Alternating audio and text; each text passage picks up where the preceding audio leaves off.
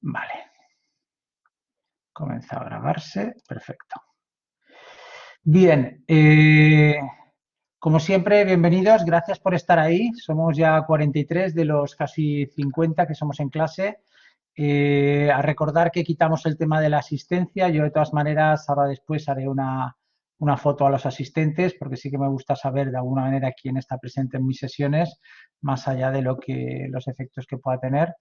Eh, Hoy tenemos un tema que es muy introductorio para intentar comprender la evolución y por qué hemos llegado a esta dirección basada en el talento y de dónde venimos, de que los orígenes son bastante largos y amplios, ¿no? Y bueno, quería de alguna manera hacer esa reflexión con vosotros. Recordar que hay algunos capítulos del libro que fundamentalmente los que tenéis que utilizar para comprender mejor la asignatura y sobre todo para hacer mejor incluso el trabajo que os decía que hay que hacer sobre el futuro o los retos del futuro de los recursos humanos y del talento, ¿vale? Si alguien tiene alguna duda sobre algún aspecto, yo como siempre digo, la participación debe ser un aspecto importante. No me gustaría estar una hora y pico aquí charlando solo, aunque sé que estáis, por favor, y me alegra pues ver por lo menos algunas fotos de algunas de vosotros. Pero en cualquier momento que queráis hacer algún comentario, dais micrófono y habláis, ¿vale? Acordaros después de desconectar el micrófono si no se generan problemas. Pero sí que me gustaría que os atrevierais cada vez más a participar, ¿vale? Si no os atrevéis del todo, podéis hacer alguna pregunta del chat o podéis levantar la mano, que yo lo miraré también y os daré paso para poder estar presente. ¿Vale? Dicho todo esto, es verdad que hoy vamos a hacer una sesión introductoria, pero no deja de ser importante por eso, porque incluso hablando de los orígenes de los recursos humanos, nos vamos a encontrar con que muchas empresas actualmente que podemos conocer o que hemos tenido experiencia trabajan precisamente como en los años, en principios de siglo pasado, ¿no? De 1900, 1903, que es de los principios que vamos a hablar. No vamos a irnos tan atrás, solo vamos a hacer un repaso evolutivo de ideas, pero sí que me importa sobre todo ver cómo ha evolucionado, ¿no?, el pensamiento en los recursos humanos, y ese pensamiento en los recursos humanos, como os decía, vamos a ver diferentes etapas. Vamos a ver cómo muchas empresas se han quedado en ese pensamiento original, otras han evolucionado y precisamente por esa misma evolución de los recursos humanos vamos a ver tantas diferencias de aplicación de los recursos humanos en las empresas. Porque la verdad es que en finanzas, por ejemplo, puede haber más o menos diferencia, en marketing puede haber más o menos diferencia, pero yo diría que en recursos humanos es una de las áreas más diferenciales que nos podemos encontrar en la mayoría de las empresas. Yo por eso muchas veces a los propios empresarios y directivos les digo que precisamente busquen la diferencia en aquella área donde es casi tan difícil de imitar como es la nuestra, la Dirección Estratégica de Recursos Humanos, ¿no? Tan difícil porque tú puedes trabajar con personas, puedes entrenarlas, puedes en realidad generarles motivación, ilusión, pues de generarles proyectos de carrera. Y todo eso conforma en realidad un estado emocional y un estado también de competencias, ¿no? Y ese estado fundamental es el que se relaciona normalmente con el rendimiento. Claro, la gente lo que ve es el rendimiento. Mira qué equipo más bueno tienes, entonces yo quiero un equipo igual. Bueno, pues los equipos hay que conformarlos, hay que trabajarlos, hay que estar de alguna manera sembrándolos, ¿no?, y cuidándolos y desarrollándolos, ¿no? Claro, no podemos quedarnos solo en el resultado. Por eso, lo veremos hoy en la sesión, al ser un área realmente compleja de trabajar, hay muchas organizaciones que prescinden directamente de los servicios de los recursos humanos. De hecho, lo vamos a ver, una de las corrientes más antiguas del pensamiento, muy basada en la economía clásica, normalmente llamaba a la parte psicológica, a la parte mental, a la parte diferencial de cada persona en el trabajo, lo llamaba la caja negra, ¿no? Y decía que en la caja negra no se querían meter, porque obviamente dentro lo que hay es toda oscuridad y no se veía nada. Afortunadamente, todas las ciencias del comportamiento económico, comportamiento social, han evolucionado tanto que nos permiten hoy en día, en realidad, abrir y poner luz a esa caja negra. Y esta asignatura es precisamente una asignatura para poner luz a esa caja negra que decía la economía, para en realidad trabajarla y para en realidad buscar incluso la diferencia los aspectos que tienen que ver con motivaciones, actitudes, percepciones, todos estos elementos subjetivos que tan importantes son para los recursos humanos y que hoy vamos a, digamos, a dejar las bases claras de qué significa, ¿vale? Bien, vamos a empezar la presentación. Hay algún vídeo, pero ya os digo, cortarme en cuando queráis, levantar la mano directamente, abrís micro y me hacéis una, oye Robert, que esto no lo he entendido.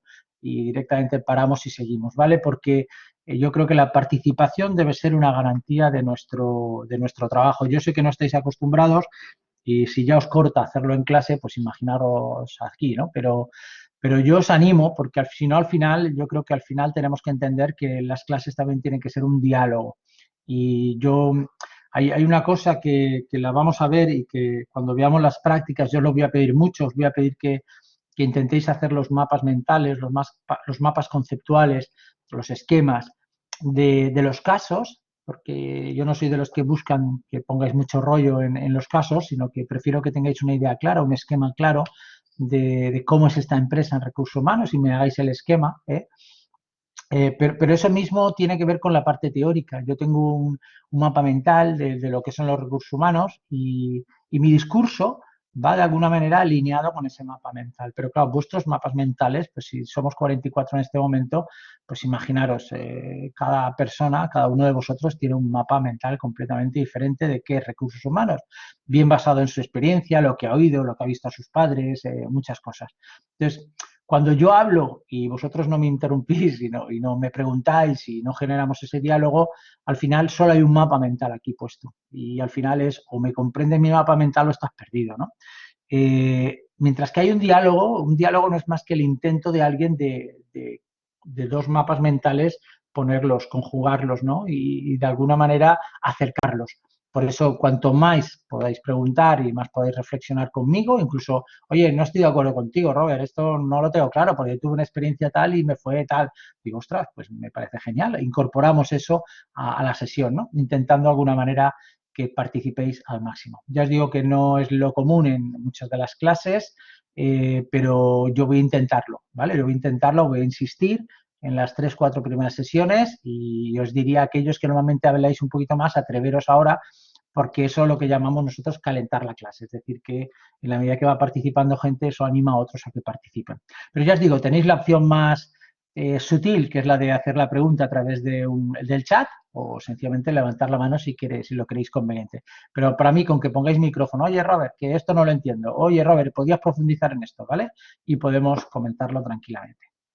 Si le he dedicado tanto tiempo a esto es porque considero muy importante la participación, ¿vale? Y yo creo que eso, no sé, a mí me parece vital que para el proceso de aprendizaje tenga que haber una especie de choque de ideas, de fluctuación y de incluso que os genere conflicto en algo, decir esto no lo acabo de ver, ¿no? Pues ese es el momento.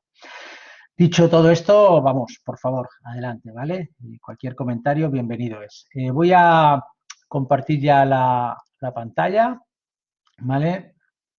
Y aquí tenemos la sesión de hoy. Siempre intento meter alguna de las frases. Fijaros la frase que os pongo hoy. Si tú no trabajas por tus sueños, alguien te contratará para que trabajes por los suyos. Steve Jobs, ¿vale? Tiene mucho que ver, ¿no? con la naturaleza de lo que vamos a ver en gestión del talento, ¿no? Intentando deciros que en realidad todos tenemos talento, todos tenemos proyectos por delante. De hecho, a mí incluso me gusta hablar mucho de los proyectos vitales, qué proyectos tienen las personas en su vida y que son aquellos proyectos donde normalmente nosotros damos ese do de pecho, ¿no? Damos lo máximo de nosotros porque son proyectos muy alineados con nuestro, yo le llamo ser auténtico, con nuestro ser, ¿vale? Con nosotros mismos. Entonces, bueno, es verdad que en la medida que no encontramos nuestro proyecto, lo más fácil es subirte al proyecto de otro. Bueno, pues yo para eso siempre he sido muy emprendedor y os animo a que busquéis talentos, busquéis vuestras oportunidades porque el nivel motivacional, el nivel de rendimiento, el nivel de implicación, el engagement, incluso el flow, el disfrute, el fluir, ¿no? El flow, el fluir, el grado en que fluyes en tu trabajo, que de hecho son conceptos que vais a ir continuamente conmigo en las sesiones y donde tiene que ver sobre todo con el grado en que somos capaces de estar, fijaros como os lo digo, casi como enamorados de aquello que estáis haciendo, porque cuando alguien está en un estado de flow, está El concepto es flow, F-L-O-W, la palabra fluir.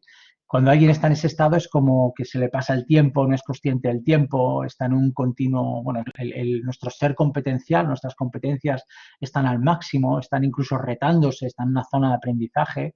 De hecho, conmigo vais a oír mucho lo que son las tres zonas, ¿no? La zona de aprendizaje, ¿no? La zona de confort, que sería la zona donde no aprendo nada, porque en realidad es un área donde ya la controlo bastante y por lo tanto mi nivel de aprendizaje, mi nivel neuronal es muy bajo. Yo diría saliros de esa área en cuanto podáis porque esa área puedes estar, seguramente alguien os lo dirá alguna vez en la empresa cuando entréis, ¿no? Ya llevo 20 años aquí y tu primer pensamiento, si lo haces desde el talento, dirás, pues bueno, puedes llevar 20 años pero a lo mejor solo haber aprendido el primero, ¿no? Yo a veces en broma lo digo de la propia universidad, ¿no? Que presumimos de tener más de 500 años, digo, pero seguimos teniendo metodologías a veces del siglo XV, ¿no? De nuestros orígenes. Bueno, pues esto pasa con las personas también. Si 19 años estás en la zona de confort, no has aprendido nada, no ha habido reto, no ha habido mejora, no ha habido desarrollo. Sencillamente has aprendido algo durante un año y ese año lo has repetido continuamente. Eso sería zona de confort, ¿vale? Zona de confort, zona de aprendizaje. Y obviamente hay otra zona que es la zona de pánico, ¿no? Que sería a lo mejor la que pues, alguno de vosotros no se atreve a participar o a hablar o a hacer un comentario, porque sería exponerse en una situación que le desbordaría, ¿no? Y la zona de pánico, el problema que tiene es que te pones ante retos que están a lo mejor más allá de lo que tu ser en ese momento es capaz de asumir.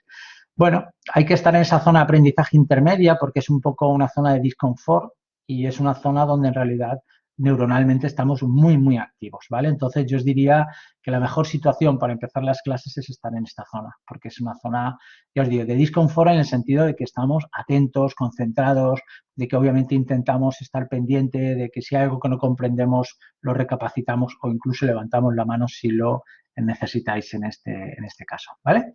Bien, empezar, vamos a darle aquí. Esto es un poquito lo que vamos a ver hoy, es el esquema de lo que es el libro. Ya os digo que, aunque lo utilice como esquema básico el libro y algunas cosas, no todo lo vamos a ver de ahí y voy a intentar muchas veces pues salirme y poneros ejemplos desde mi propia experiencia o incluso que vosotros me los pidáis, ¿vale? 47 personas, muy bien, esto ya me va gustando, esto me va gustando. Vamos a hacerle la fotico y así sabemos quiénes tenemos aquí y así nos evitamos el que tengáis que marcar, ¿os acordáis? Eso lo comentamos, que lo quitaríamos por el tema del aula virtual. Bueno, vamos allá. Hay tres teorías que quiero que comprendamos muy claramente, porque estas tres teorías, fijaros, en realidad no hay nada más práctico que una buena teoría, recordarlo, ¿vale?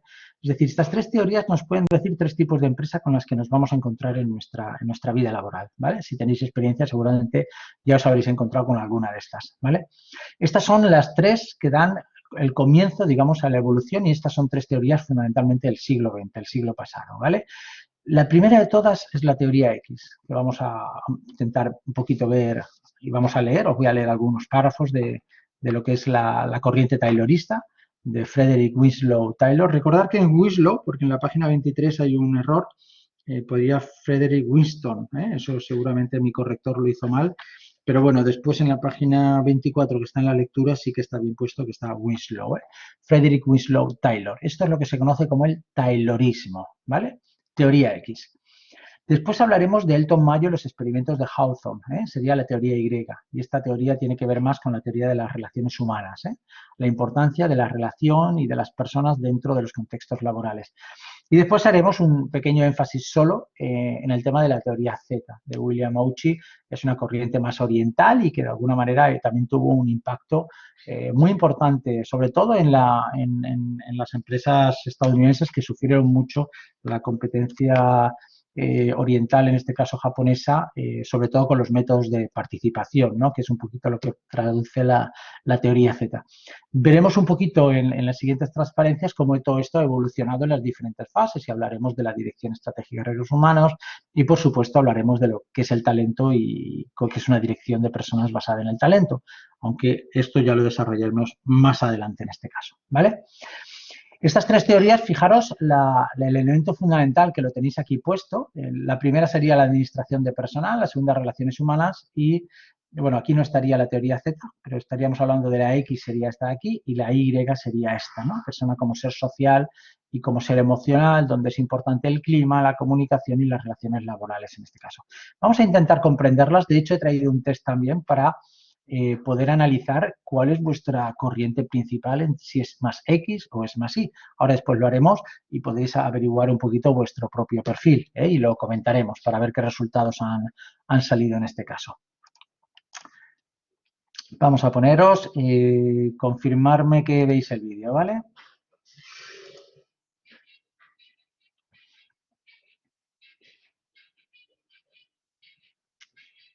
Genial, gracias.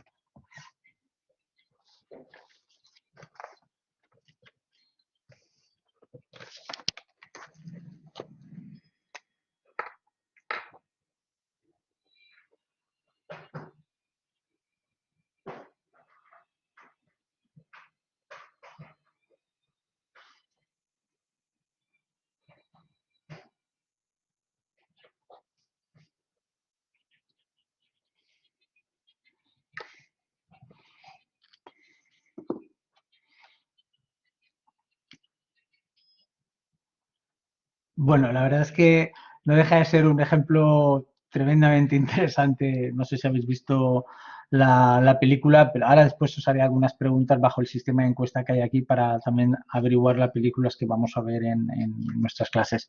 Pero no deja de reflejar lo que se ve como elemento principal de lo que sería la teoría X, ¿vale? La teoría de Frederick Winston Taylor. Quiero que leáis, y os voy a leer yo en este caso, estos textos siempre me gusta poner algo de los autores originales, ¿no? Y de hecho en el libro lo tenéis, en las páginas 24 y 25 tenéis una primera lectura, lectura 1, que dice Management Científico de Frederick Winston Taylor. Porque es verdad que a veces estamos siendo injustos haciendo unas valoraciones de autores que son de 1901, 1905, ¿no? Que han revolucionado en realidad el mundo de las organizaciones y de las empresas y es muy injusto desde el 2020 que estamos ahora valorarlos con toda nuestra carga moral, valores, etcétera, y sobre todo de modernidad laboral, ¿no? Con esto estoy rompiendo una lanza, sobre todo, además es sobre una corriente que yo la machaco mucho y que en muchos contextos la utilizo con tono a veces peyorativo, pero lo que quiero es que seamos justos con las ideas originales de estos autores, ¿vale? Dejarme leer parte de los párrafos de las ideas principales del management científico para que entendáis qué significaba en realidad un planteamiento, el planteamiento de la teoría X, que intentaba en realidad hacer del management una administración científica, ¿vale? Una administración científica donde intentaba en todo momento buscar parámetros, obviamente con un único objetivo, que era el único objetivo que se planteaba en aquel momento, que era el tema de la productividad, ¿vale? Mirad, os leo, ¿eh? Todo esto son entrecomillados de un libro antiguo que de hecho a mí me desapareció. Bueno, ya sabéis que yo tengo libros en el despacho y de hecho publicaré en la aula virtual todos los libros para que quien quiera venga y yo se lo pueda dejar dentro de las lecturas. Os animo, ¿eh? Y si no, me lo pedís, al publicarlo me lo pedís y yo directamente os lo puedo llevar a la clase de prácticas, ¿vale? Mirar, el objetivo principal de la administración debe ser conseguir la máxima prosperidad para el empresario y para cada uno de sus empleados. Fijaros porque aquí ya están las dos partes, ¿eh? Empresario y empleados. Del mismo modo, la máxima prosperidad para cada empleado significa no tan solo que perciba salarios más elevados que los corrientes en su categoría profesional, sino, lo que es más importante, que cada hombre alcance sus máximas posibilidades de eficiencia, de modo que sea capaz de realizar el trabajo más complejo para el que sus habilidades naturales le capaciten. Fijaros porque hasta ahora el discurso parece incluso bueno, está hablando de la máxima eficiencia de nuestro rendimiento, pero también está hablando de meternos en la máxima complejidad dentro de nuestras capacidades. Es decir, que no dejaría de ser el ejercicio de nuestro propio talento, ¿no? No te quedes en la zona de confort y sigue creciendo y desarrollando y sigue evolucionando hacia esas complejidades, ¿vale? No es un discurso tan alejado, lo que pasa es que el taylorismo se ha sacado muchas veces de contexto, sobre todo algunas frases que son, bueno, tremendas, dilapidantes, ¿no? Pero quiero que entendáis que es más global y que hay que ser justos, ¿eh? En todo esto. La eliminación de las diferentes causas de lentitud en el trabajo haría descender de tal forma el coste de producción, que es algo que importa mucho en la administración científica. Que tanto nuestros mercados interiores como los exteriores experimentan una gran expansión y podríamos competir con nuestros rivales en condiciones de superioridad. Por lo tanto, ya se está viendo también el elemento humano como un elemento diferencial si somos capaces de verlo en un momento determinado como un elemento diferencial. Y por aquí ya hay una preguntita, a ver. Vale. ¿Querías comentar? Una cosa, este autor, ¿de qué año has dicho que era? Estamos hablando de 1901, 1905, son sus primeras obras. Vale, Mira, sus primeros libros en 1896, que hace ya un tema de sistemas de producción, son Management en 1903. La obra más carismática, a ver, aquí también hay un error, pone 1991, es 1891, no está bien esto. Ahí hay también. De todas maneras, las erratas están en mi página web. Voy a buscarla en un momento determinado, perdón, y así lo tengo claro. En mi página web, a ver, voy a buscarlo, robertoluna.es, está el libro y ahí siempre suelo colgar todas las erratas que he ido encontrando, sobre todo de cara a aquí está, mirar. A ver, esto me lo pongo aquí, esto me lo pongo aquí.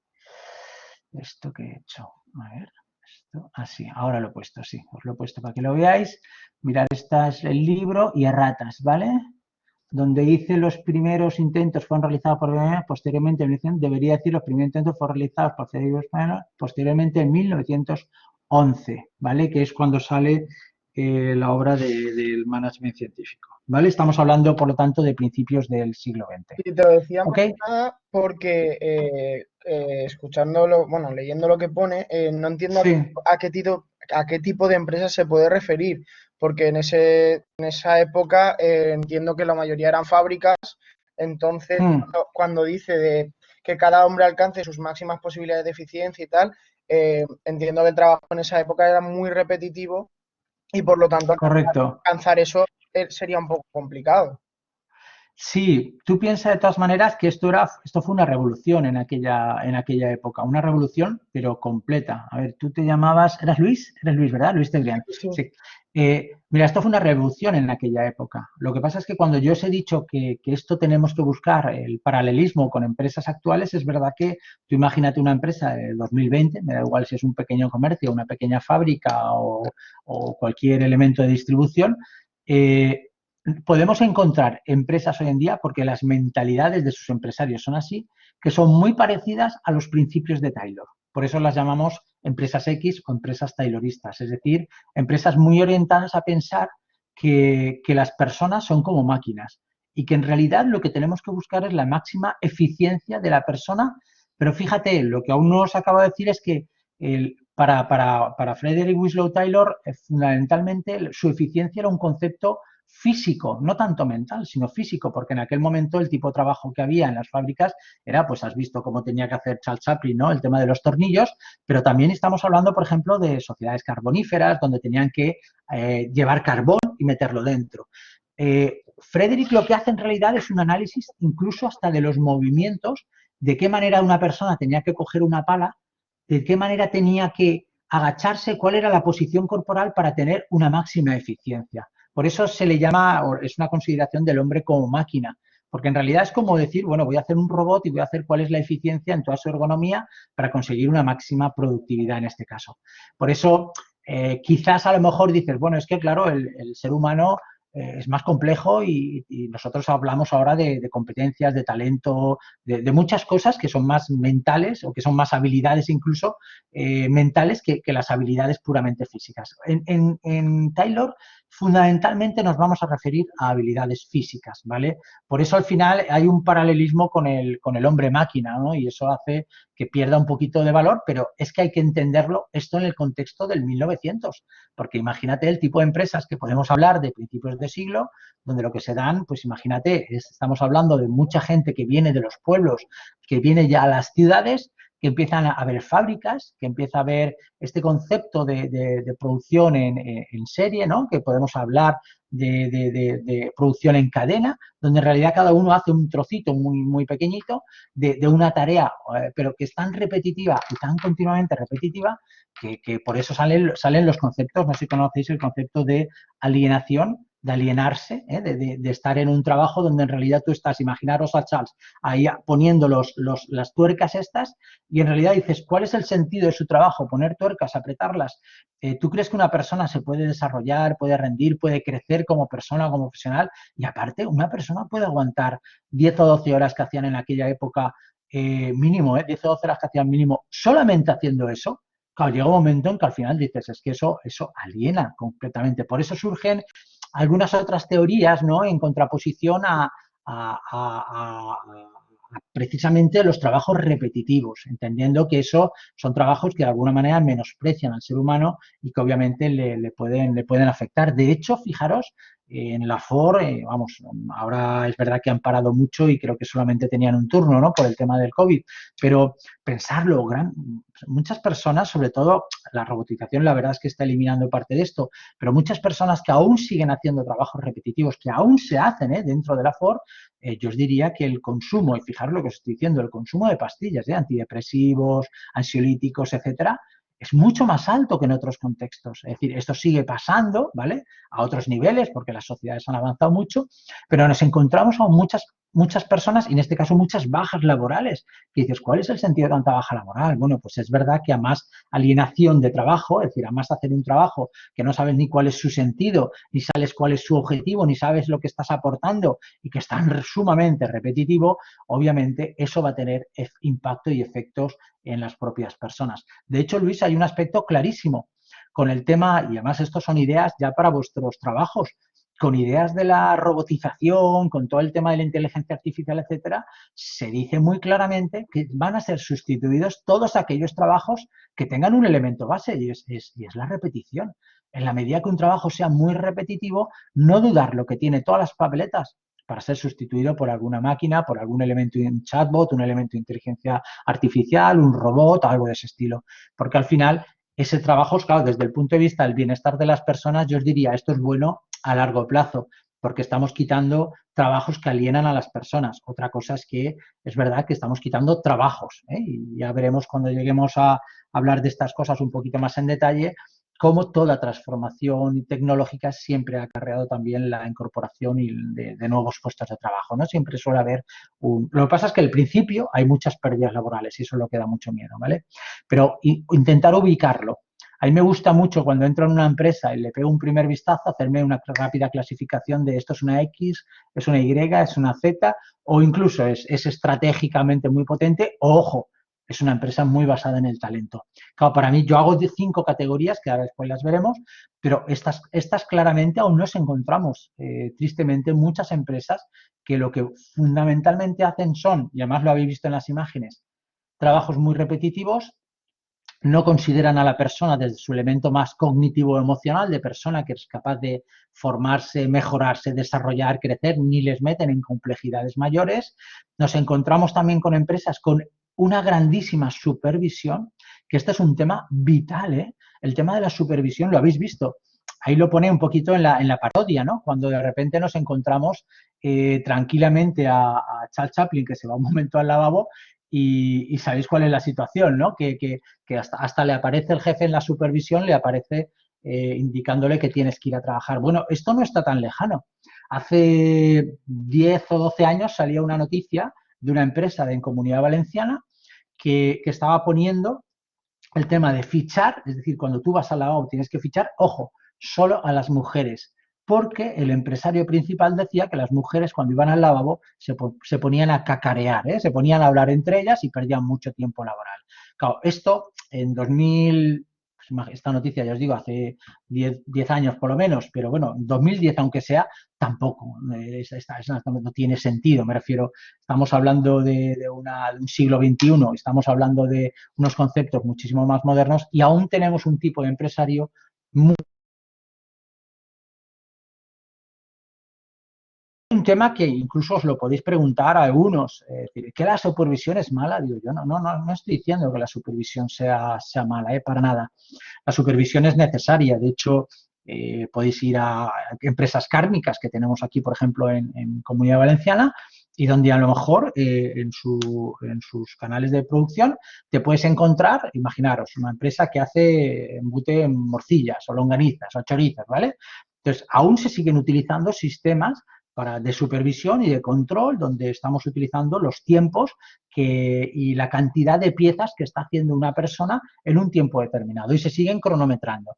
Esto que podía parecer y que es de la época de Taylor, de estos principios del siglo XX, se sigue utilizando aún en muchas empresas actuales y es porque indudablemente todo eso va a acabará en cuanto a la automatización entre muchas de ellas y se vaya, salvo que a lo mejor estemos hablando de una empresa que a lo mejor esté buscando más embutidos tradicionales, pero claro, a una empresa que está buscando más calidad, diferenciación y embutidos tradicionales, lo último que le debes poner es precisamente una presión de prisa porque si no puede perder, incluso afectar a la calidad en la propia producción. Pero muchas de esas empresas siguen utilizando estos mecanismos de supervisión. Y hay una obsesión, y yo os diría que incluso dentro de mis compañeros también del departamento, ¿no? Que sabéis que es dirección de empresas, el tema de la supervisión está muy instaurado incluso en mis colegas, ¿no? Y yo me acuerdo que muchas veces, ¿no? Estamos en el bar tranquilamente y uno dice, es que ha cambiado un poquito el ratio de supervisión, porque los ratios de supervisión, que significan a cuántas personas un supervisor puede estar, digamos, supervisando, puede estar en realidad liderando, vigilando, mirando, pues bueno, dependen obviamente de la complejidad, dependen de muchos factores, ¿no? Entonces, no, es que el ratio de complejidad ha cambiado a 20 en el sector del comercio porque tal, o ha cambiado a 10 porque tal, y yo siempre que me sueltan alguna de estas no lo puedo evitar y suelo ser muy irónico. Yo digo, mirar, cambia o quedaros tranquilos con el tema de las supervisiones y vuestros ratios, porque al final es lo que os sentís a gusto, ¿no? El ponerle un numerito, porque eso os da sensación de que estáis controlando el tema. Digo, pero la supervisión, yo os diría que primero, antes que nada, en una organización lo que tiene que existir es la confianza. Gestionar la confianza. Si a alguien le interesa este tema de la gestión de la confianza, hay un autor que podéis ver algunos vídeos conmigo en mi página web que se llama José María Gasalla, ¿vale? Y de hecho, si no me acuerdo mal, yo creo que os he puesto, a ver si dejadme que lo compruebe y lo comprobamos también en el aula virtual, está aquí, tema 1, sí, aquí está, mirar, ¿veis? En el tema 1, ayer subí muchos de los vídeos que tengo intentando ponerlos en las áreas correspondientes. Bueno, pues en el tema 1 tenéis un vídeo que es una conversación entre un gran amigo mío, que es José María Gasalla. Él tiene varios libros de gestión de confianza y para mí es uno de los grandes autores expertos en nuestra área. Él ha sido profesor de SADE durante mucho tiempo, lo que pasa es que ya lo dejó y ahora es conferenciante, tendrá ya más de 72 o 73 años, pero es un tipo impresionante, no hay empresa con la que no haya trabajado, es decir, una grandísima experiencia. Y él, fundamentalmente, el discurso de sus últimos 10 años es que la confianza es el engranaje de toda organización. Es decir, que tenemos que trabajar la confianza ¿para qué? Fijaros que os estoy contraponiendo la supervisión con la confianza. Y no digo que haya que evitar la supervisión, al contrario. Yo soy un enamorado de los datos. Yo necesito tener pues, cuánto has hecho, no sé cuántos, y todos esos datos dártelos a ti, para que tú sepas cómo gestionar también tu propia eficacia y tu propia eficiencia, ¿vale?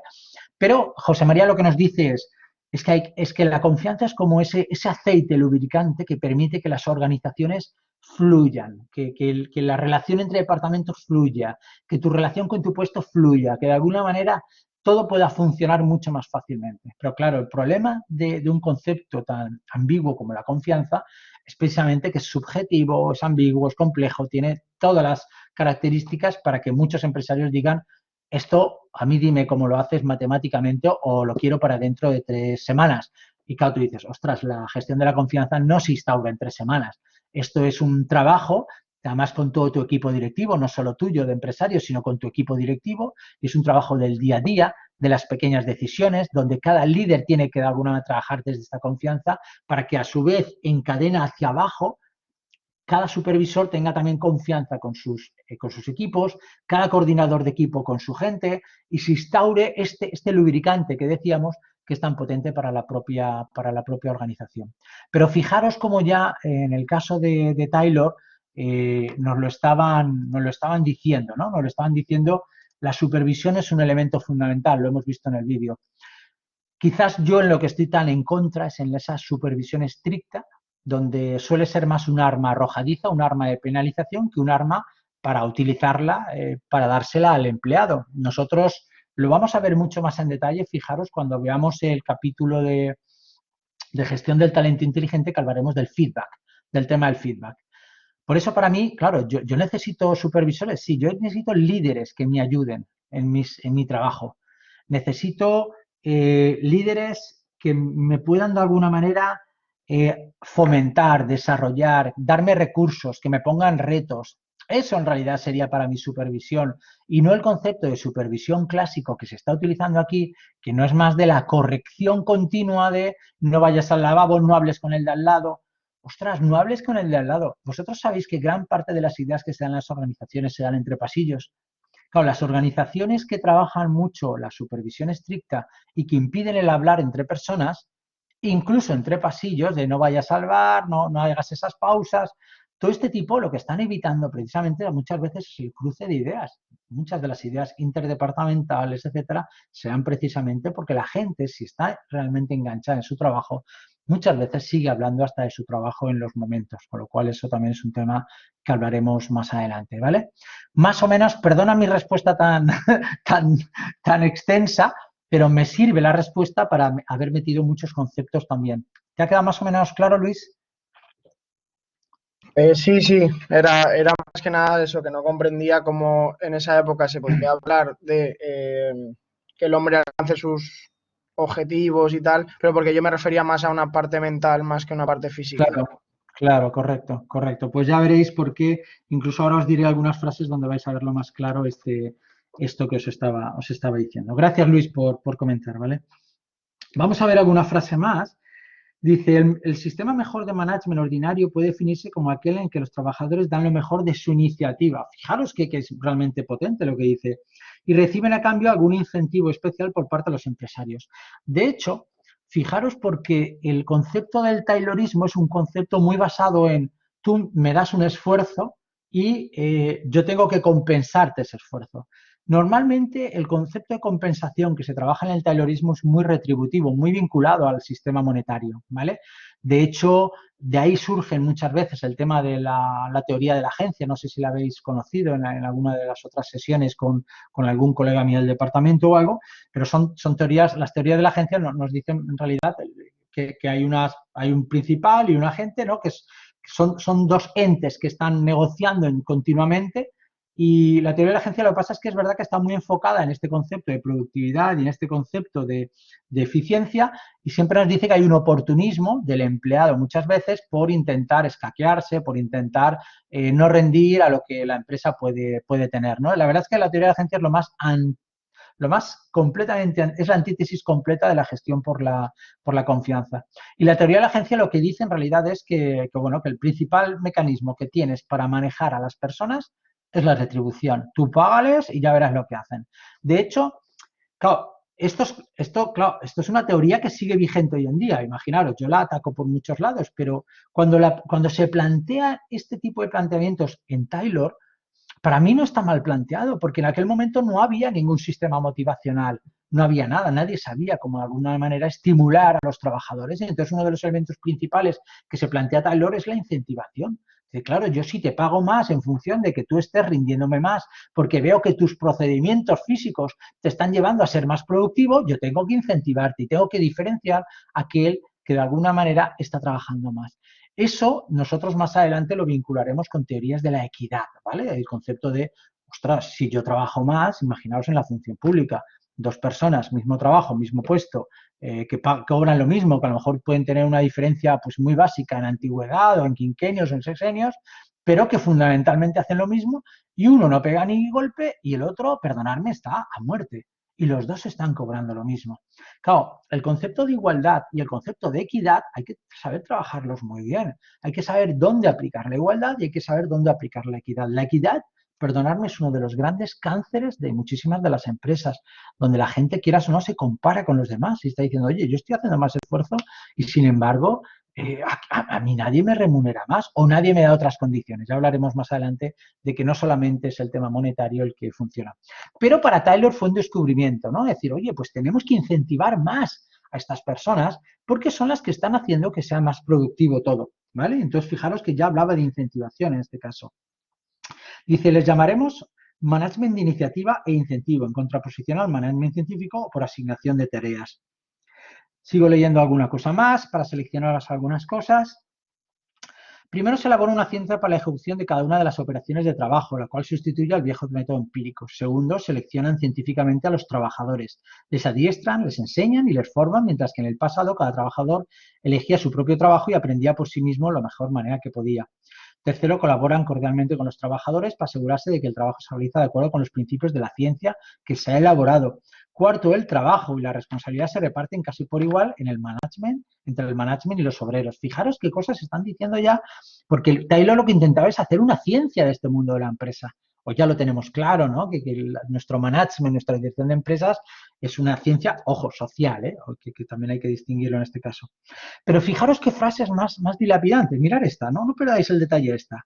Ahora bien, uno de los primeros requisitos de un hombre apto para acarrear lingotes como ocupación permanente, acarrear lingotes, lingotes de oro, lingotes, cosas pesadas, imaginaros, podéis llevarlo a cualquier ejemplo. Uno de los primeros requisitos de un hombre apto para acarrear lingotes como ocupación permanente es que sea tan obtuso y flemático, es decir, que sea una persona realmente rígida, ¿entendéis? Que más bien se parezca en su estructura mental a un buey que a cualquier otra cosa. Eso es de la página 61 del management científico de Taylor.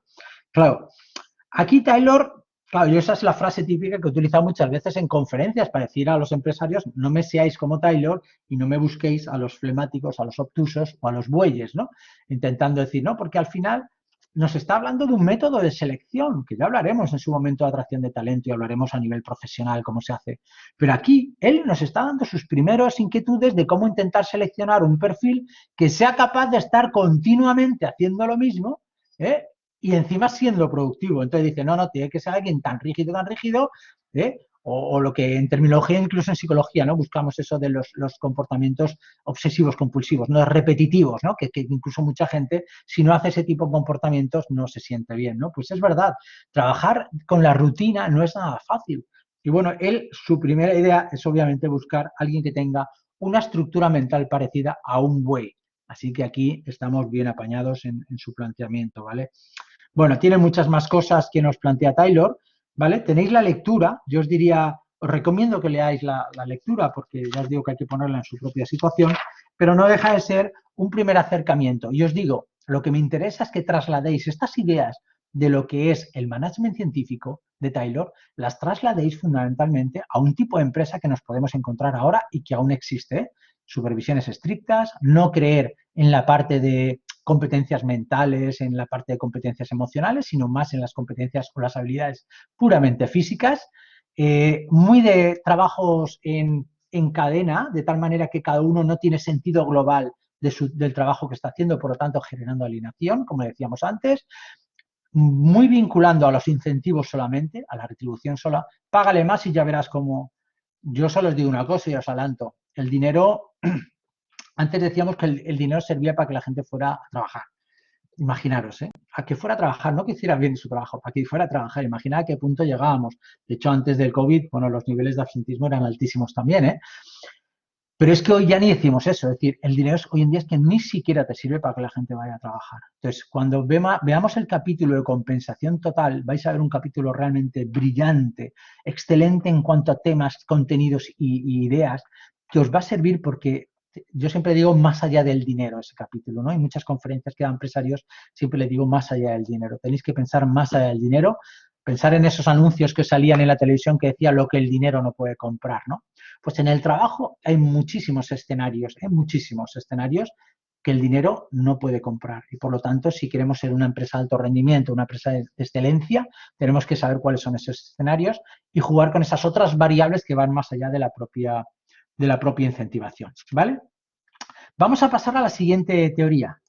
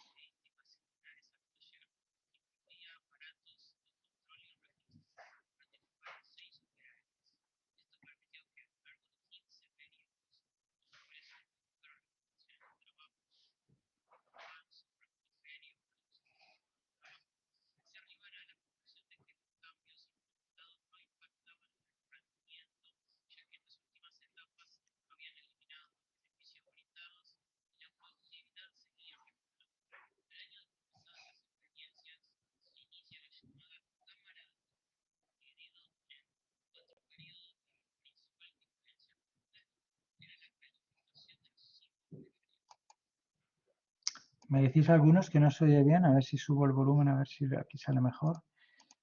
A ver, perdonad. Vaya hombre, anterior. Apenas se escucha. Alto, alto. Apenas se escucha, me estáis diciendo. Se escucha súper bajito. ¡Hala, qué fuerte! Pues yo le he puesto esto, sí. Ah, cuánto lo siento. Pues yo lo estoy escuchando aquí con una brutalidad de volumen, a ver si es que tiene que ver con esto. Qué pena sería esto. Porque el otro lo habéis escuchado bien, ¿no? A ver, voy a... Sí, el otro sí. Vale, pues voy a dejar un momento que deje compartir esto. A ver, dejo de compartir. Ahora cuando le dé a compartir, cuando le dé a compartir aplicación o pantalla, compartir audio. Vale. A ver. 3. La compañía Western Electric observa un bajo nivel de productividad en su planta fabril Hawthorne, localizada en las afueras de Chicago, estado de Illinois. Luego de investigar infructuosamente las razones que generaban dicho problema, en el año 1924 recurren a la Universidad de Harvard. Un docente investigador de dicha universidad, Elton Mayo, asume en 1926 como jefe del Departamento de Investigaciones Industriales y en 1927 inicia una serie de investigaciones en Hawthorne. El primer experimento, denominado iluminación, consistía en aumentar progresivamente la iluminación de los talleres. Además, se controlaba la temperatura y la humedad ambiental. El objetivo de esta investigación era comprobar si la baja productividad se debía a factores ambientales. Esta experiencia se hizo en 3 talleres seleccionados donde se realizaban trabajos homogéneos. Llegaron a la conclusión de que los cambios en la iluminación no se correlacionaban con la productividad. Sin embargo, existía una tendencia al incremento en la producción. Posteriormente se llevó a cabo la experiencia denominada Test Room. La investigación se realizó en un espacio con características similares al taller, que incluía aparatos de control y registro. Participaron 6 operarias. Esto permitió que a lo largo de 15 periodos, en los cuales se modificaron las condiciones de trabajo, tiempo de descanso, refrigerio, reducción de la jornada de trabajo, se arribara a la conclusión de que los cambios implementados no impactaban en el rendimiento, ya que en las últimas etapas habían eliminado los beneficios brindados y la productividad seguía mejorando. Al año de comenzadas las experiencias, se inicia la llamada Cámara de Mica. Dividido en 4 periodos, la principal diferencia con el Test Room era la calificación de las 5 operarias. La siguiente experiencia fue el programa de entrevistas. Buscaba conocer qué les agradaba y qué les disgustaba a los trabajadores, y en base a dicha información formar a los supervisores. El programa se dividió en 3 etapas. En la primera etapa, las entrevistas fueron realizadas por supervisores a 1.600 trabajadores. La segunda etapa estuvo enfocada en la creación de una división de investigación industrial, destinada a realizar entrevistas anuales a los empleados y a capacitar a los supervisores. La tercera etapa consistió en un programa de entrevistas desarrollado en todos los sectores de la empresa. Se utilizó el método de entrevista no orientada. El último experimento fue el denominado cuarto de alambres. Se realizó en el sector cuarto de alambres, integrado por 14 empleados. Se buscaba determinar qué sucedía en una jornada normal de trabajo. Con estas experiencias se pudo concluir que ni los factores ambientales, pausas de descanso o los estímulos financieros tienen influencia en el rendimiento, sino que el factor determinante de la productividad es la situación social que se manifiesta en el grado de satisfacción en las relaciones internas del grupo y con el supervisor, el grado de participación en las decisiones, el grado de información sobre el trabajo y sus fines. Además, se demostró la importancia que tiene para el trabajador la pertenencia al grupo.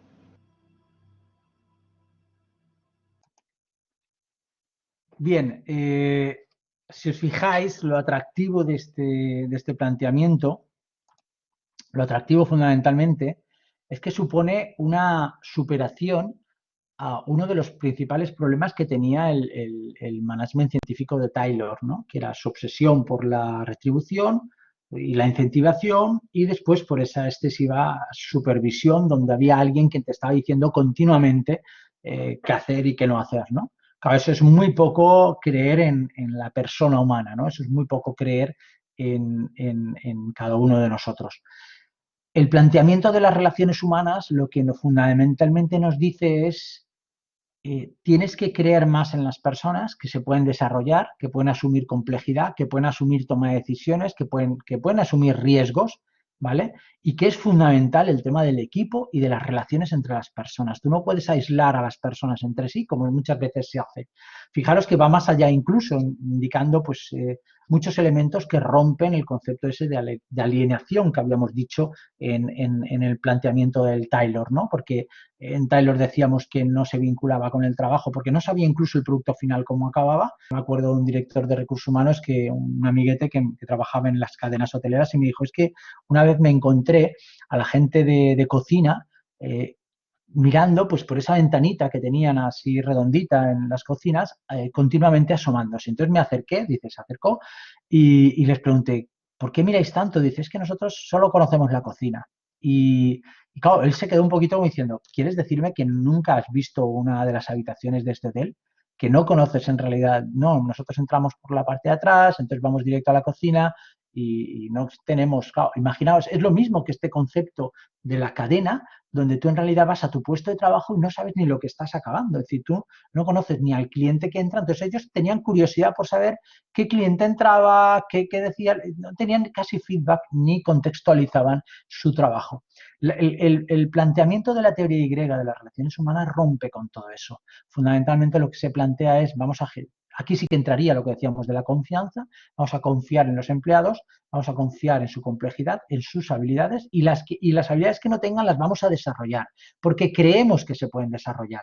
Bajo el planteamiento de Taylor, conocéis eso que se llama el loro viejo no aprende, ¿no? Es decir, como diciendo, bueno, pues la gente joven físicamente hay que enseñarla para que pueda producir, pero después las personas mayores obviamente pierden mucho desde el punto de vista de Taylor porque obviamente físicamente no están igual y por lo tanto ahora a esas edades ya no se pueden aprender muchas cosas. El planteamiento de las relaciones humanas lo que dice es al contrario, si da igual la edad que tengas, tú eres una persona en desarrollo, que tienes objetivos en la vida y que por lo tanto puedes desarrollarlo, ¿vale?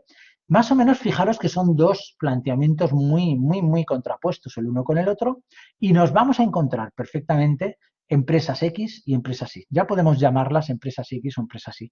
En muchas empresas X nos vamos a encontrar mucha toxicidad, ¿vale? Nos vamos a encontrar mucho líder tóxico que se obsesiona por la supervisión y que utiliza muchas veces la supervisión para el despido. Es decir, este no lo está haciendo bien y por lo tanto se va a la calle. No hay oportunidades de desarrollo, no hay oportunidades de mejora, no se puede plantear si a lo mejor está en un momento malo, no se puede plantear si a lo mejor es que el líder que le ha tocado es una persona que es, vamos, tóxica completamente. Y claro, no tiene otro planteamiento. Mientras que desde las relaciones humanas diríamos, vamos a analizar el contexto de este sujeto para saber en realidad qué está pasando y cómo mejorarlo. Y si en un momento determinado, dándole oportunidades, ya no mejora, obviamente la salida del despido siempre está ahí. Es decir, que tampoco estamos diciendo que el modelo de relaciones humanas sea tan light que no despida, ¿no? O que alguien que no tenga las competencias adecuadas, porque nosotros lo decimos muchas veces en temas de talento. No es que hayan empleados buenos o malos, es que hay personas en sitios que no les toca. Me refiero, yo seguramente si estuviera en otro tipo de trabajo, igual era muy malo, entendedme. Y eso no debería afectar a mi talento, sencillamente no estoy en el lugar adecuado. Debería estar en aquellos lugares donde mis competencias principales, las que llamamos incluso naturales, se pueden desarrollar con más facilidad. Por eso es muy importante saber en qué contextos, en qué trabajos entras, etcétera. ¿Os parece que hagamos el test? Venga, vamos a hacerlo. Lo tenéis ahí delante, ¿vale? En el libro también lo tenéis, con lo cual lo podéis contestar en cualquiera de las dos. Lo que quiero es que me contestéis, pues que pongáis pregunta 1 y me pongáis en un papel, ¿vale? Pregunta 1 y al lado, ¿qué le pondríais? 1, 2, 3, 4, 5, 6. Recordad que es, por ejemplo, las personas por naturaleza son holgazanas y prefieren no hacer nada, ¿vale? Entonces, el 6 sería estar completamente de acuerdo con eso, ¿vale? El 6 es completamente de acuerdo con esa expresión. Y el 1 es completamente en desacuerdo, ¿vale? De tal manera que esto sería, imaginaros, el 1 completamente en desacuerdo, el 2 sería bastante en desacuerdo, 3 algo en desacuerdo, 4 algo de acuerdo, 5 bastante de acuerdo y 6 completamente de acuerdo. Es decir, que el 6 siempre es la afirmación del ítem, ¿vale? Por lo tanto, las personas por naturaleza son holgazanas y prefieren no hacer nada. Aquí ya tenéis que poner vosotros una puntuación. ¿Os parece? Venga, vamos allá. Ítem 1, contestarlo que ya lo hemos leído. Vamos con el ítem 2. En general, las personas trabajan por recompensas económicas y por alcanzar estatus. Aquí de nuevo, 1 completamente en desacuerdo, 6 completamente de acuerdo y ya en función de lo que veáis. Si os fijáis, 1, 2 y 3 son más negativas de ese ítem y 4, 5, 6 son más afirmativas de ese ítem, pero con diferentes grados, ¿vale? Venga, ítem número 3. Anotáis también un 3 y ponéis después en la hoja un número. La fuerza principal que mantiene a las personas productivas en sus tareas es el temor a que las despidan o destituyan. La fuerza principal que mantiene a las personas productivas en sus tareas es el temor a que las despidan o destituyan. Recordad qué es lo que vosotros pensáis, no lo que piense el empresario en general. No, estamos hablando de vuestras creencias, ¿vale? Estamos hablando de vuestras creencias. ¿Me puedes explicar un poco? Esta es que me suena un poco ambigua. Lo que ¿La está 3 te refieres? enunciado, sí. Vale. El hecho de que una persona produzca, es decir, conseguir que una persona sea rentable y productiva en su puesto de trabajo, solo se puede hacer si la atemorizas con miedo, es decir, o la atemorizas con un despido. Es decir, es que no haces nada, es decir, meterle miedo o atemorizarla también o de alguna manera presionarla con el tema de los despidos, ¿no? Es que te voy a despedir, o trabajas más o te despido, o la típica expresión, o trabajas más o te vas a la puta calle, ¿eh? ¿Entiendes? Claro, es una manera de motivar, ¿eh? Sí, sí, ahora sí. ¿Vale? Vale, gracias. Vale, sí, más textual no podía ser. 4. Las personas maduras aspiran a la independencia, la autorrealización y la responsabilidad. Las personas maduras aspiran a la independencia, la autorrealización y la responsabilidad. 5. Las personas esperan ser dirigidas desde arriba y no quieren pensar por su cuenta. Las personas esperan ser dirigidas desde arriba, desde algún superior, y no quieren pensar por ellos mismos, por su cuenta. 6. Las personas se interesan por su trabajo. Las personas se interesan por su trabajo. 7.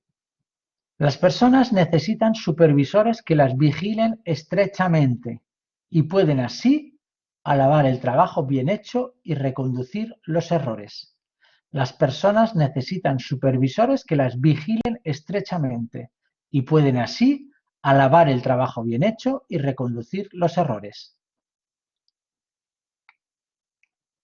8. Las personas solo se preocupan de sus intereses materiales más inmediatos. Las personas solo se preocupan de sus intereses materiales, financieros, monetarios, los bienes que tienen, etcétera, más inmediatos. 9. Las personas precisan captar el significado de las actividades a las que se dedican, así como aumentar su comprensión y conocimiento constantemente. Las personas precisan captar el significado de aquello que hacen, ¿vale? Así como aumentar y mejorar su comprensión y, por lo tanto, también los conocimientos para poder adaptarse a todo esto, ¿vale? Esa es la 9. 10. Las personas necesitan tener la sensación de que se las respeta, entre otras razones, porque son capaces de asumir responsabilidades y de corregirse a sí mismas. Las personas necesitan tener la sensación de que se las respeta, entre otras razones, porque son capaces de asumir responsabilidades y de corregirse a sí mismas. 11. Trabajo y ocio no pueden ser nunca para las personas igualmente interesantes. Trabajo y ocio no pueden ser nunca para las personas igualmente interesantes. 12. Las personas se resisten naturalmente al cambio y prefieren seguir por el camino trillado. Las personas se resisten naturalmente al cambio y prefieren seguir por el camino trillado, por el camino que ya han hecho toda la vida. 13. Los trabajos tienen que ser diseñados, modificados y adaptados a la persona, nunca al contrario, es decir, que las personas tengan que adaptarse a trabajos predeterminados. 13. Las personas tienen que ser, los trabajos, tienen que ser diseñados, modificados y adaptados a las personas, nunca al contrario, es decir, que las personas tengan que adaptarse a trabajos predeterminados. 14. Las personas son activas, se fijan metas, disfrutan de sus empeños y están siempre dispuestas a aprender. Las personas son activas, se fijan metas, disfrutan de sus empeños y están siempre dispuestas a aprender. 15. Las personas necesitan que las dejen en libertad, también en el trabajo. Las personas necesitan que las dejen en libertad, también en el trabajo. Bien, este cuestionario está hecho por Tomás Bonavía, un buen amigo mío de la Facultad de Psicología. Trabajan en Psicología del Trabajo y la verdad es que tienen bastantes artículos publicados sobre creencias y cultura empresarial. Por lo tanto, es un artículo, es una escala científica, ¿vale? ¿Cómo lo corregimos? Esa es la gran pregunta, ¿vale? Vamos allá. Mirad. tenéis que marcar los ítems que son X, o si queréis poner una X en los ítems estos, en el 1, 2, 3, 5, 7, 8, 11 y 12. Si os fijáis, son 8 ítems de las creencias X. Mientras que los ítems de las creencias Y son el 4, 6, 9, 10, 13, 14 y 15. Es decir, que son 7 ítems de las creencias Y, ¿vale? Una vez ya los habéis marcado, cuál es X y cuál es Y, sencillamente tenemos que sacar la media de los X y la media de los Y. Es decir, cogemos lo que hemos dado en la 1, por ejemplo, que es un ítem X, le sumamos lo que hemos puntuado en la 2, que es un ítem X, le sumamos lo que hemos puntuado en la 3, lo que hemos puntuado en la 5, en la 7, en la 8, en la 11 y en la 12. Todo eso nos dará una puntuación, imaginaros, 30 y pico. Y eso lo dividimos por 8, porque es por el número de ítems. Y por lo tanto nos tiene que salir un valor medio que estará entre 1 y 6, que es la escala que hemos utilizado, ¿vale? Y ese valor medio, calcularlo, ¿vale? Calcularlo en un momentito. Igual lo hacéis con los ítems Y. Los sumáis todos, sumáis todas las puntuaciones que habéis puesto en estos ítems y los dividís por 7, porque son solo 7 ítems. Y de nuevo habrá una puntuación entre los valores 1 y 6, que es la escala que hemos utilizado. ¿Vale? Aquí lo único, bueno, ir haciéndolo, porque yo ahora os pondré una pequeñita encuesta aquí, porque quiero saber quiénes estáis altos en X, altos en Y o altos en X en Y. Hay 4 opciones, altos en X solo, altos en Y solo, altos en X en Y o bajos en X en Y. Son 4 opciones que ahora las pondré aquí. Altos en una puntuación significa que tenemos, recordar que es una escala de 1 a 6, por lo tanto el valor intermedio de esta escala es 3,5. Por lo tanto, si estamos con valores 4, 5 y 6, son valores altos. Si estamos con valores 1, 2 y 3, son valores bajos, ¿vale? De esa creencia X o de esa creencia Y, ¿vale? Entonces yo ahora os pondré una pequeñita escala para que me contestéis individualmente si habéis sacado alto en X. A ver, aquí me he puesto algo por aquí. No, no hace falta que me deis los valores. Los valores os saco yo una... Ahora os digo, voy a hacer una pequeñita encuesta.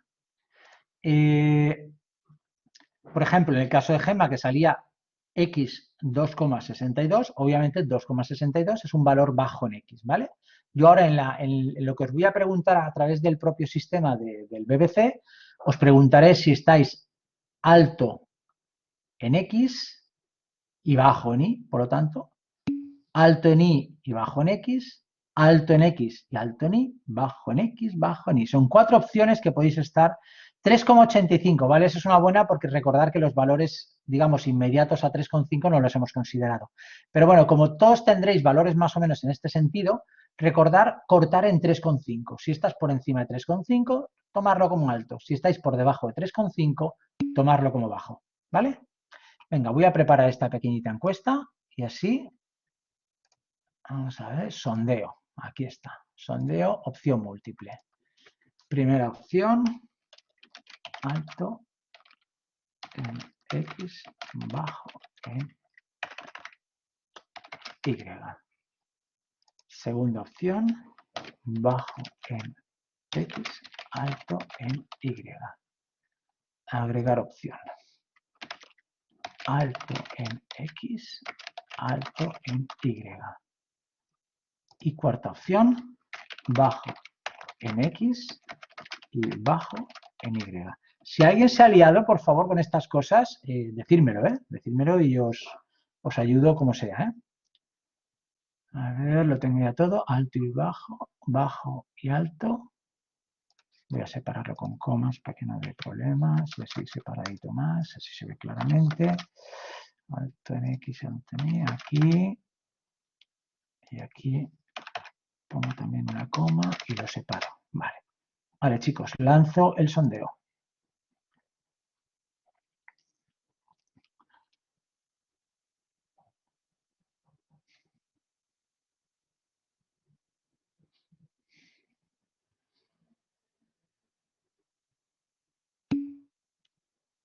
Alto a partir de 3,5.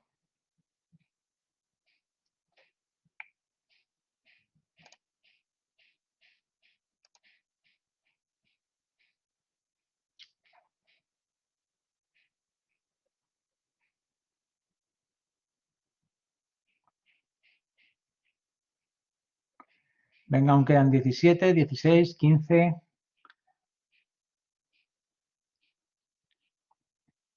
14 aún quedan por contestar. 11 por contestar. 10 por contestar. Ahora os mostraré los resultados. 9, 8, 7,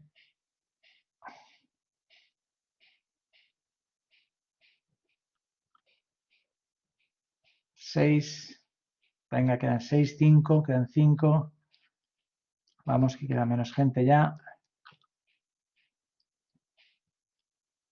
4.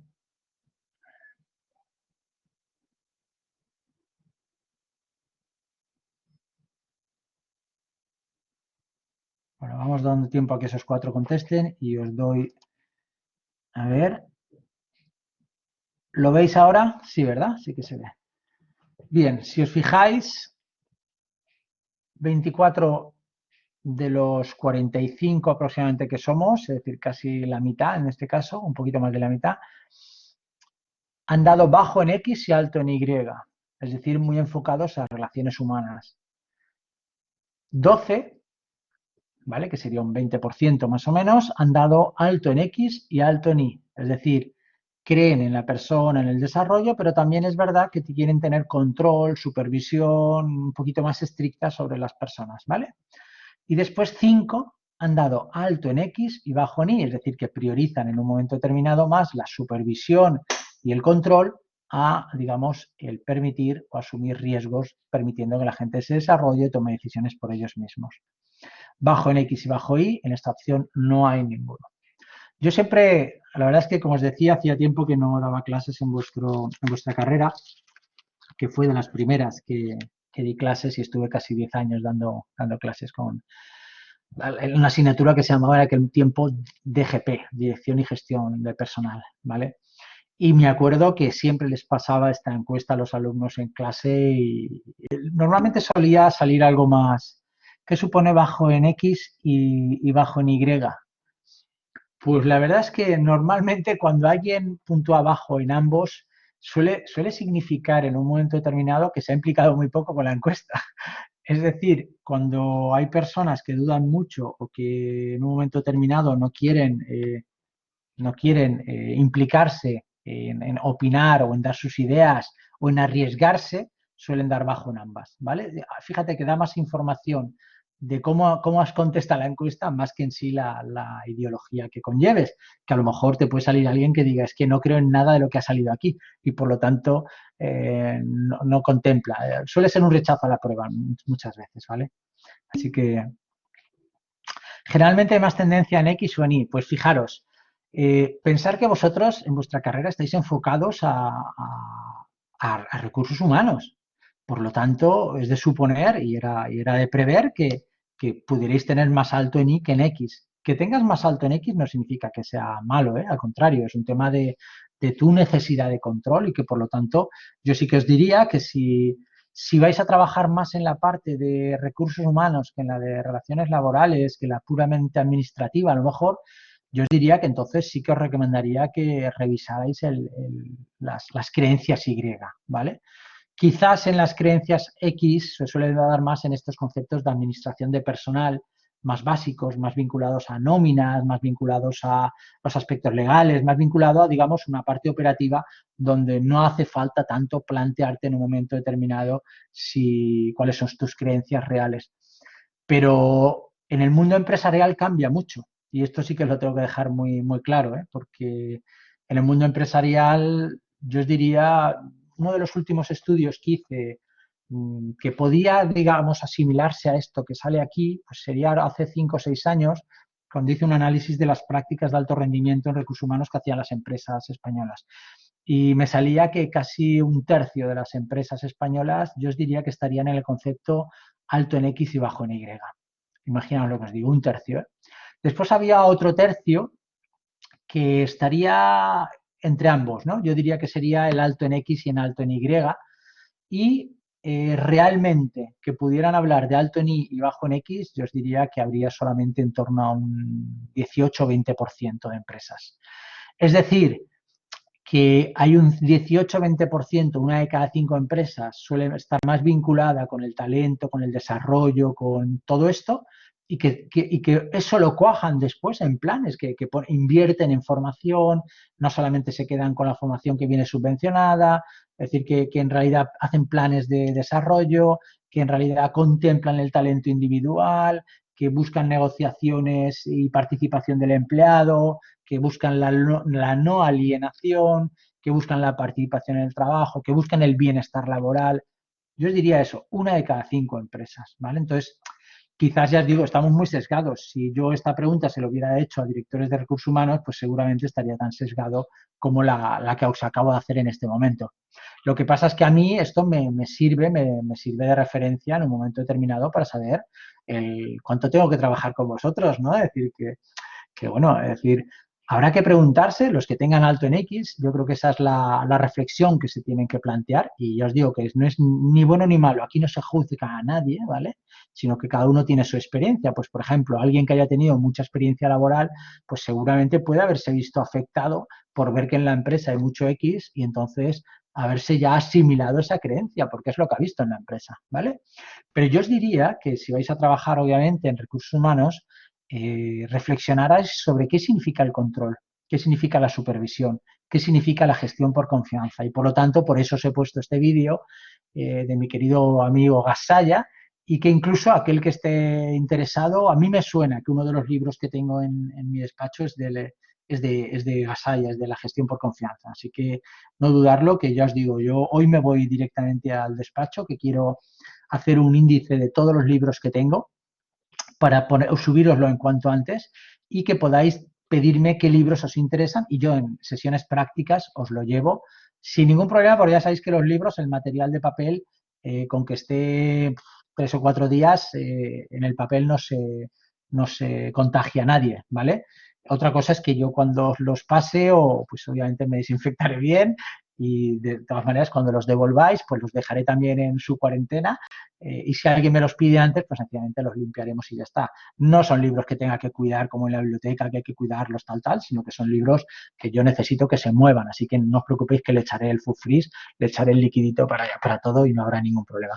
Pero sí que me interesa que sepáis qué libros hay, que son libros súper interesantes y que cuanto antes me vayáis pidiendo y yo os los llevo la diferencia de otros años es que yo normalmente iba cargado con una bolsa de consumo Mercadona, estas grandes de plástico que aguantan todo, y cargaba 50 libros, los ponía ahí y vosotros los cogéis directamente. Esta vez lo vamos a hacer a demanda, ¿vale? A pedido, pero yo creo que puede ser interesante.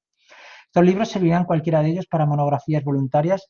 Bueno, el concepto de monografía, recordarlo, el concepto de monografía es que haya un tema que te interese, ¿vale, Alba? Un tema que te interese mucho y te dices, mira, me interesa mucho el coaching ejecutivo, el coaching, cómo mejorar a una persona sin que yo le diga cómo hacerlo, que eso sería mentoring. Coaching es cómo mejorar a una persona intentando que él mismo vaya descubriendo cómo mejorar, cómo desarrollarse y yo sencillamente hago de espejo. Bueno, si te interesa mucho ese tema, entonces estamos hablando de una monografía, porque entonces puedes coger un libro, pero lo normal también es que busques en internet, que busques algún artículo científico, etcétera. El tema de un libro es que te interese esa temática de ese libro y quieres profundizar con la lectura de ese autor correspondiente, ¿vale? Es decir, que tú el libro lo puedes integrar en la monografía, pero en la monografía te voy a pedir más cosas, que busques en más sitios, mientras que los que solamente se llevan libro, seguramente pues es leerlo. Son libros de fines de semana y donde os voy a pedir no ni siquiera un resumen del libro, lo que os voy a pedir fundamentalmente es que me hagáis un comentario crítico, qué te ha gustado más, qué menos, en qué estás de acuerdo, algo muy personal. De hecho, cuando haces un comentario tan personal, es imposible que nadie pueda copiar, que pueda haber plagio ni cosas de ese estilo. Por lo tanto, para mí, aparte, es lo que más os hace pensar en todo esto, ¿vale? Así que hoy mismo me voy al despacho. Si alguien está interesado, por favor, mandarme correitos. Voy a estar en el despacho y voy a comer allí incluso en la facultad y estaré parte de la tarde. Por lo tanto, mandarme un correíto y, bueno, podéis venir al despacho, eso sí, de uno en uno, y si no quiero colas ni nada, pero sí de uno en uno, y podéis incluso ver los que tengo y llevaros el que queráis, ¿vale? Eso no hay ningún problema. Pero yo digo que la opción de la lista me parece la más adecuada porque gestiono de alguna manera el que no pueda haber colas y el que no estéis muy juntos por determinadas cosas. Sencillamente os cuelgo la lista, me pedís los que sea por correo electrónico y yo los miércoles en la sesión práctica os los llevo directamente a la clase, ¿vale? En todo caso sería mañana y si no ya para el siguiente miércoles. ¿Vale? Bueno, contento con lo que ha salido, sencillamente hacer una reflexión y os reto a que veáis el vídeo con Gasalla, que mi querido amigo Gasalla, como os digo, es un crack, es una persona brutal a la hora de exponer, es muy bruto hablando, es el típico que se pone delante de 30 empresarios en una conferencia o delante de 100 o 200, le da igual, les mira a los ojos y les dice: pero cabrones, ¿qué estáis haciendo con la gente? Que les estáis dando más palo que zanahoria, que no confiáis en ellos. Se le pone así, pero además mirando directamente a los ojos. Es realmente muy potente, muy, muy potente. Y desde luego, ya os digo que no es una persona que esté desvinculada de la práctica, al contrario. Es una persona que ha sido consultor toda su vida y que ya os digo, ha estado de profesor de SADE en los últimos años y que ahora ya está de conferenciante por todo el mundo. Así que tenéis el vídeo colgado ahí directamente, ¿vale? Bien, la última teoría que vamos a ver rápidamente, porque nos quedan solo 3 minutos y no le vamos a dedicar más, porque en realidad la teoría Z fue como un planteamiento desde el punto de vista de la participación en el trabajo, ¿vale? Sencillamente leeros todo lo que hay aquí, gran parte de lo que os he puesto aquí sencillamente está en la teoría Z en el texto, que también hay una lectura, tenéis una lectura de la teoría X, una lectura de la teoría Y y una lectura de la teoría Z. Leerla, que es lo que había puesto en las conferencias, pero recordar que es un planteamiento que viene, sobre todo, viene del mundo automovilístico, cuando funcionó también en los japoneses y empezaron a ser mucho más competitivos que Estados Unidos, que se empezaron a plantear que ellos no estaban haciendo bien, ¿no?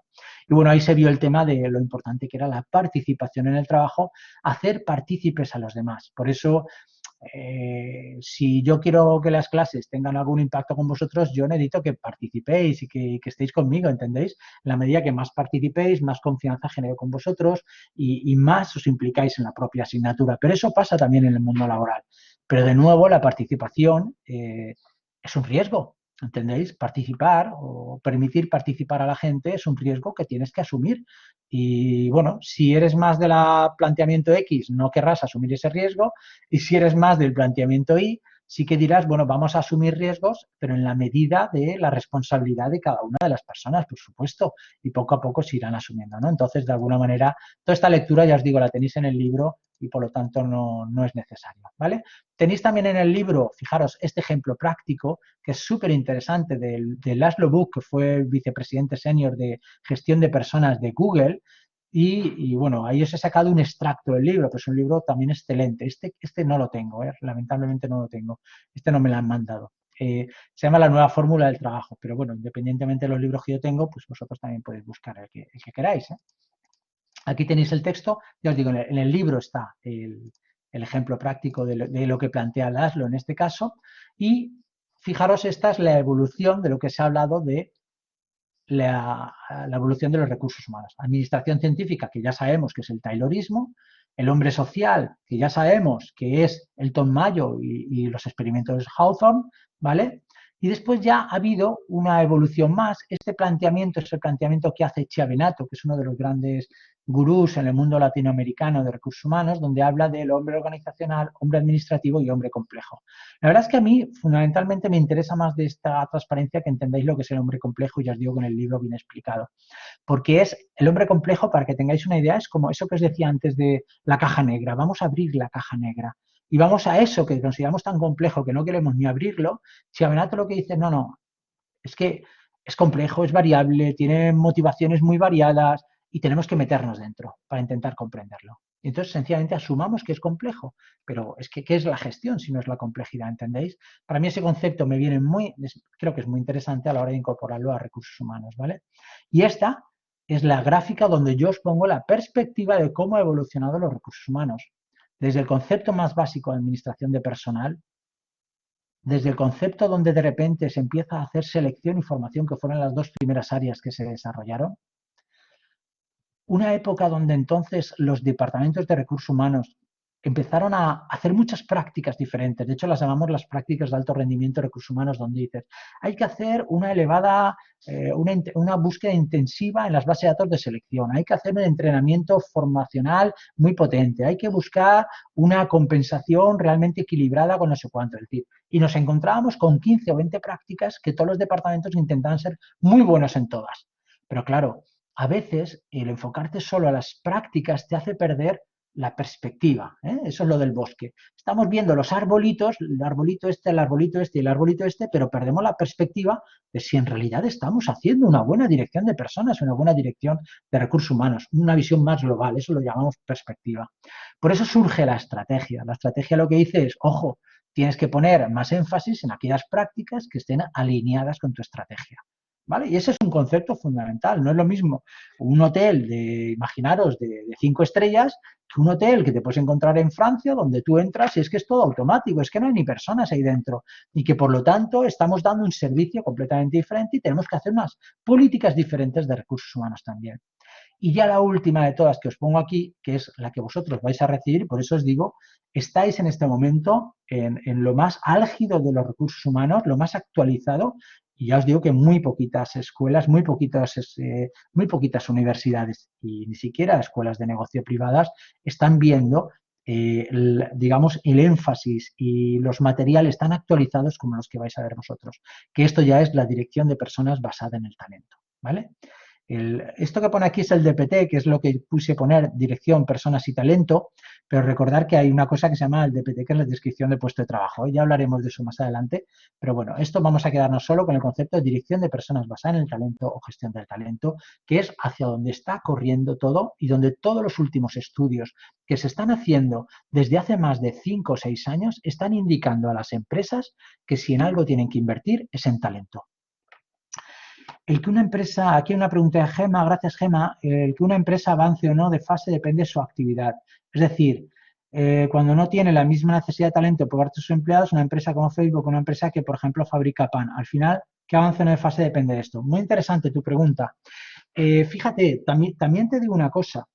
Pensar que Facebook necesita talento y que una empresa o una panificadora cualquiera, una fábrica de pan, no necesita talento, es un error importante. De hecho, hay un error pensar que el talento solamente es un concepto de las tecnológicas o de las multinacionales, de las grandes.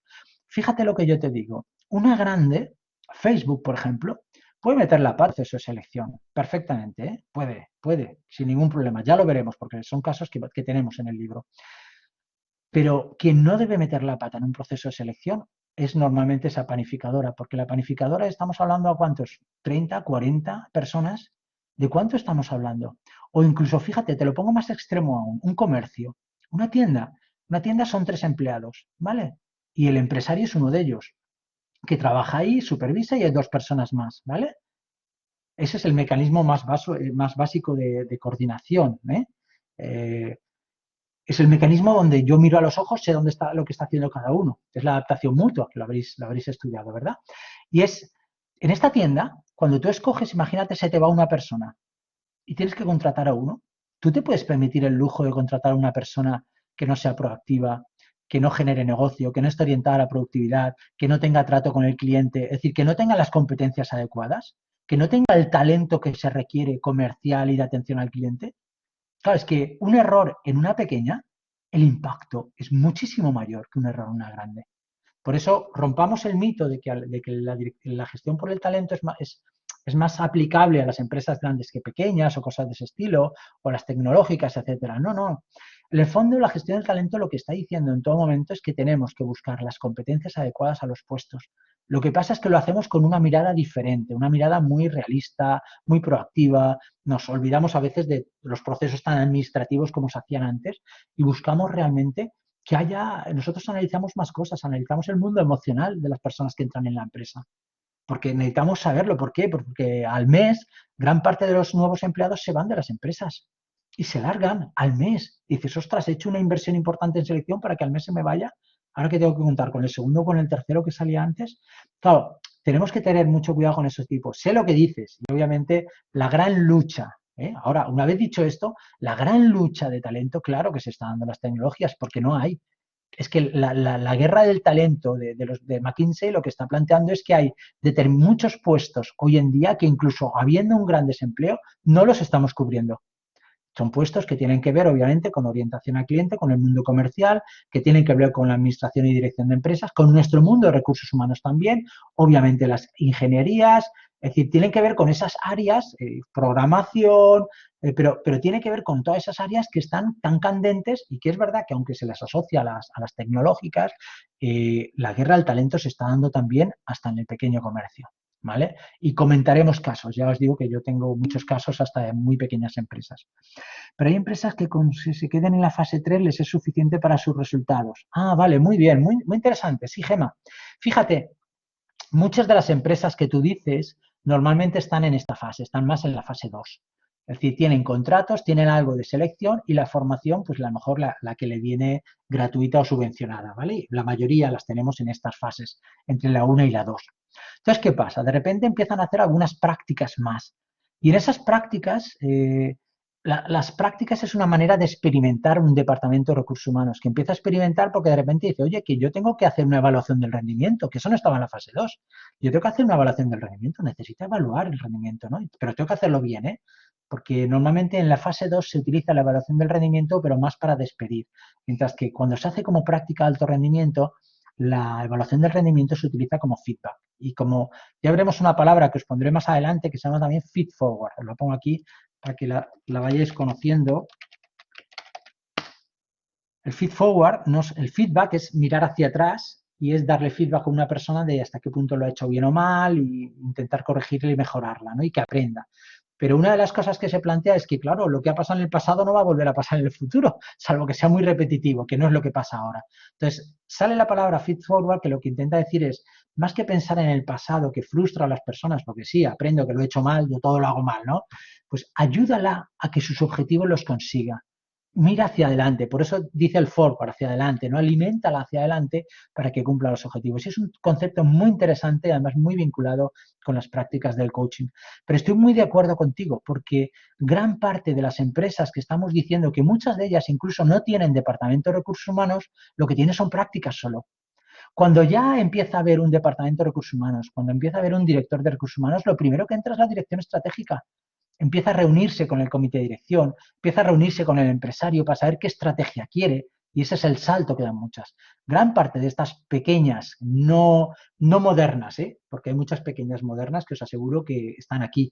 Hay muchas pequeñas que no solamente son tecnológicas, farmacéuticas, hay muchas que están aquí y son pequeñitas, pero no veáis qué conceptos, porque el empresario tiene unos conceptos realmente muy evolucionados de lo que está haciendo. Pero es verdad que una gran mayoría no las encontramos en este batiburrillo de prácticas que intentan hacer. Dar este salto de la 3 a la 4 es un salto ya importante. De hecho, una de las grandes quejas que se hablaba de recursos humanos es por qué no estaban en los comités de dirección, ¿vale? ¿Por qué no estaban en la estrategia? Y de hecho, aún hay muchas organizaciones que no tienen estrategia. Si no tienen estrategia, estamos siempre en la fase 3 de la que estamos planteando aquí, y es las 5 fases que yo os planteo que os vais a poder encontrar en muchas organizaciones. Me dice Inés, si la dirección de las empresas ha evolucionado tanto, ¿por qué se sigue usando una simple entrevista para la selección del personal? ¿Realmente se puede valorar el talento de una persona en una entrevista? En mi opinión, no. O sea, debería evolucionar también la selección personal, no solo la gestión. Fíjate, Inés, lo que tú estás planteando, fíjate, es que me estás planteando casi la fase 2.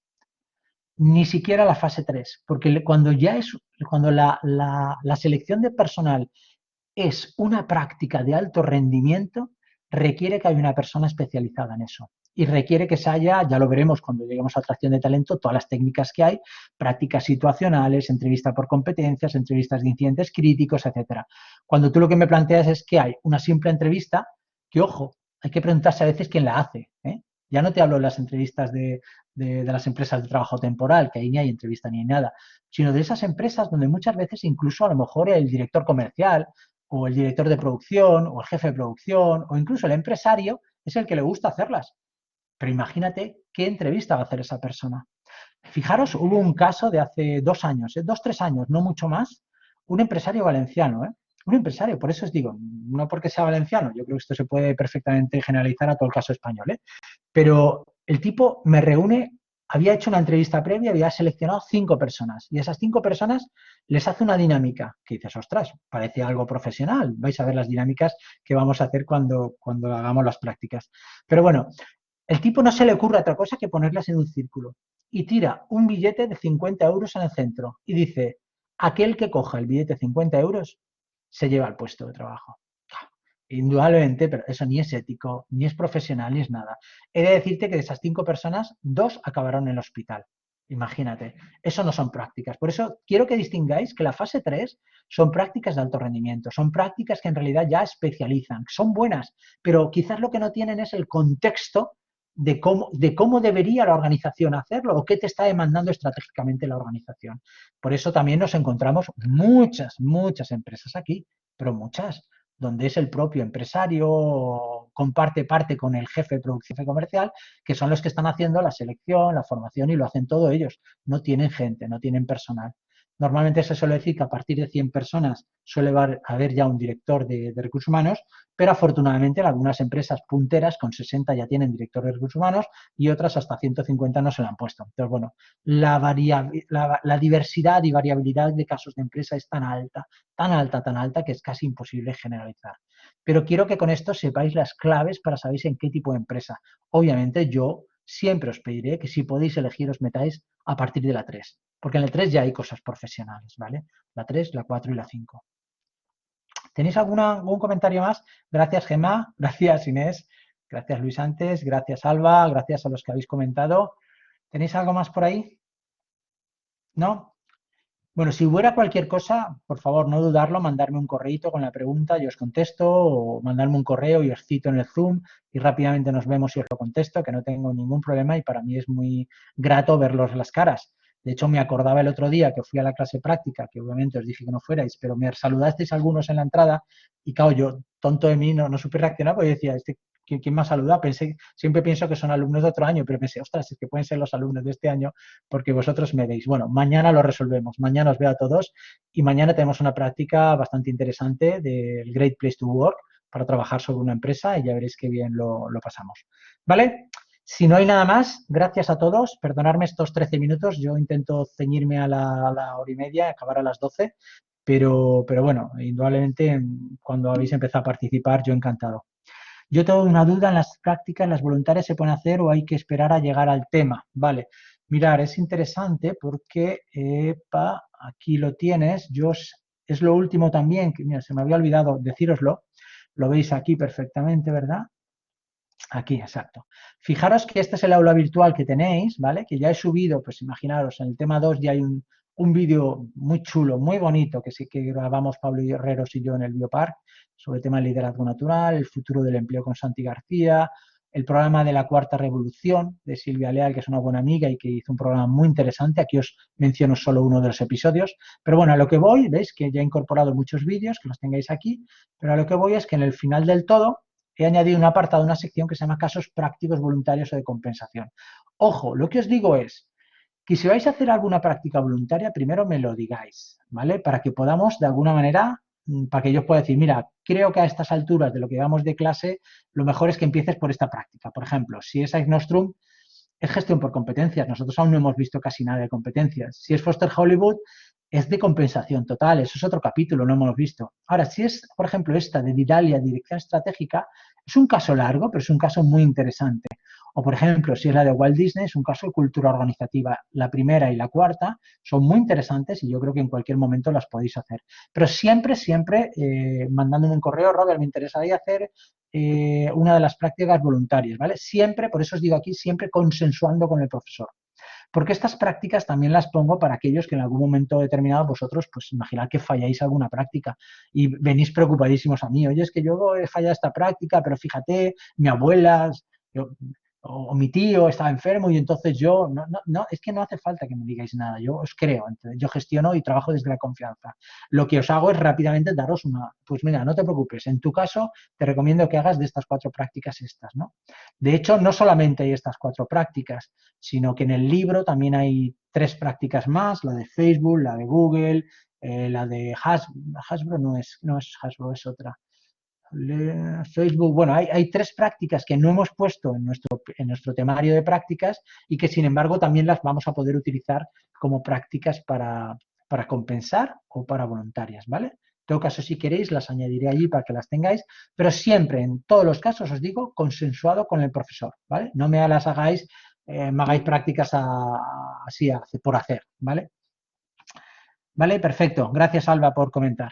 Chicos, si no hay nada más, gracias por vuestra asistencia, gracias por vuestra paciencia y espero que os vaya gustando y poco a poco, bueno, mañana nos conocemos todos y ya nos pondremos caras. Vosotros ya me habéis puesto traidores, mañana os veo, os conozco y ya os digo, estar pendiente del tema del libro si os interesa, que subiré, si puedo esta tarde mismo, subiré el listado de libros para que incluso si queréis el libro, sencillamente me mandáis un correo del listado, oye, me interesa este libro del listado y yo tranquilamente mañana, antes de ir a clase práctica, pues paso por el despacho y cargo los que haya que cargar, ¿vale? Chicos, gracias a todos, un placer como siempre y hasta la próxima. Hasta mañana. Chao.